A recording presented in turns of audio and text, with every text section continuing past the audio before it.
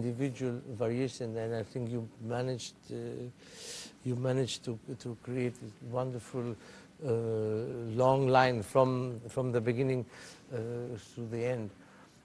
I had only one question about that, because it's quite unusual, isn't it, for Beethoven also, that you already in the first variation, the first bar has nothing to do with the theme.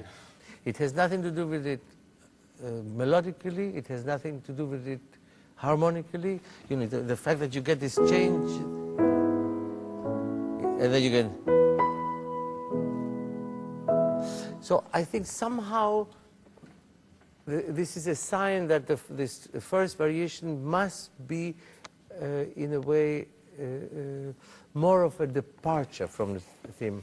That's the only, if I can make a small criticism about it, I think I felt it was not clear. In other words, I think a variation can be an ornament, variation can be a transformation, and variation can be a commentary. And I think this one is a commentary, because it has really nothing to do with the fact, besides the fact that it is in the same meter and that it is in the same key, it has really nothing in common. And I think if even maybe a slighter difference in tempo would not be a miss, maybe a little bit slower than the theme. Just to make clear that this is a commentary on what is coming. So that when you get to the next variation, that this is obvious, that this is a breaking down, you know. The breakdown. And I think this will give you the possibility to give this second variation maybe a more improvisational quality. In these classes we spend a lot of time on the beginning. Maybe this is a good opportunity to spend it on the end, get to the end of the piece, and then make the circle to the beginning. So why don't you start there? From the last variation. Yeah.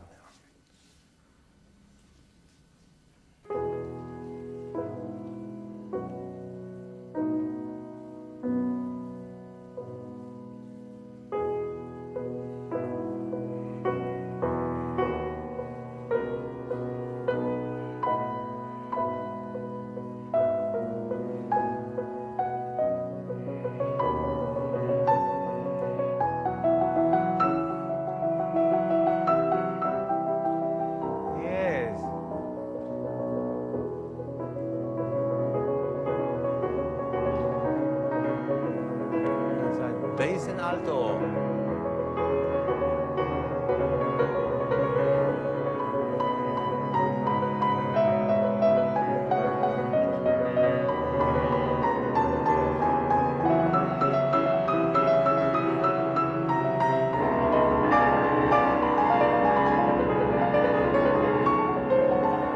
I think, you know, it's not a question of changing of tempo, but it's a question of the direction of tempo. You know, there's basically three, I think there are three, that I know of, three scenarios.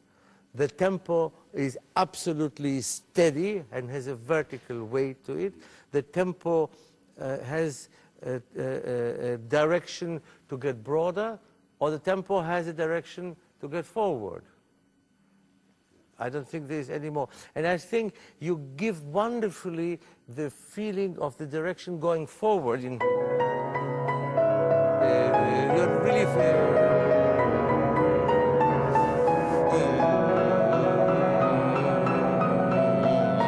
and I think now it must be. So that, you know, yeah, not a question of changing the tempo, but really stabilizing and changing the direction.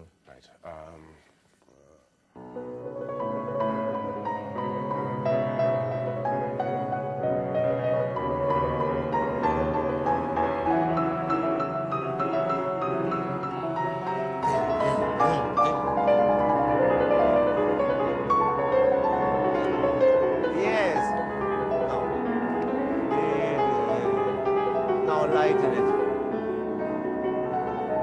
No.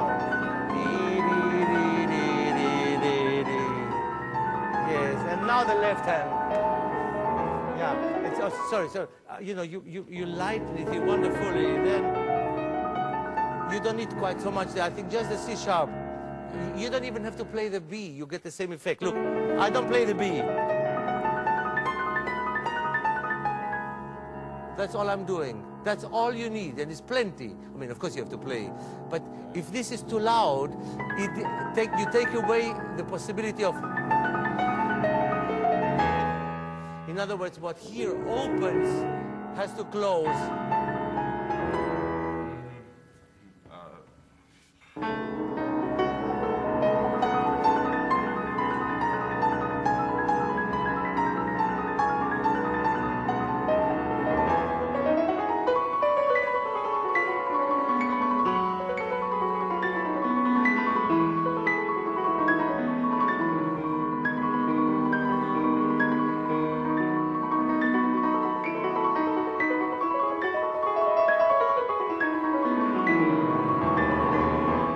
Stay.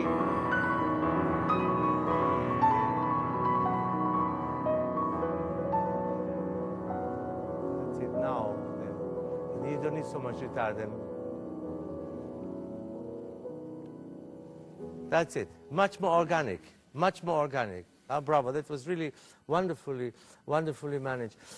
Jonathan, when you get to this, you know, I think that there are some moments in piano playing, in music making, where the lightness of the virtuosity is wonderful, and you get an athletic feeling, when difficult things sound very light and things. There are others where the effort is an integral part of the expression. And to me, the fact, I do it on purpose with two hands, not only because it's easier, but to make the point. You know, when you this effort, I miss the effort. You know, you have a wonderful control of your hand, and it is relatively easy for you to play that. It's harder for me because I have a smaller hand, so maybe I'm overly sensitive to that. But the effort as an integral, in the same way that there must be no effort when you play this, that it must be so absolutely controlled and self-evident, and that's part of it. If you play this with effort, you lose all the expression. But the same way, if you know,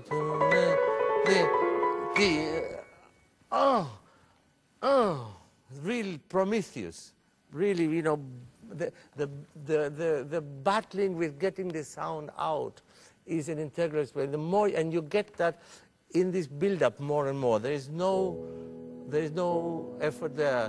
There's hardly there. Then there's still no effort. There's tension, and then this you get, because of the harmony you get. That's your first step, and a slight release, and again, and slight release, and again, and then there you get. Look where is the whole 2/3 of the keyboard is unused. Only this extreme, and then you get. And then only this part of the keyboard. I think all these are integral parts of the expression. You play it a little bit like you have one keyboard, and I think this is in the same way that you don't play with two units, with two hands. You play either with one unit made out of the two hands, or you play with 10 units. The same thing here. Here, you should not play in a one-unit keyboard, but with 88 units, and each one striving and thriving on each other, so that you get the effort and the effort of the distance. Sometimes we forget that a big distance is in itself an expressive gesture. It's, of course, it's an expression, and you have that T, and the nines. This must be, you know. I miss a little bit still of the effort in that. Can maybe one from there.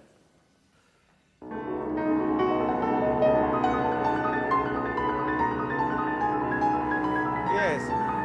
Now, there.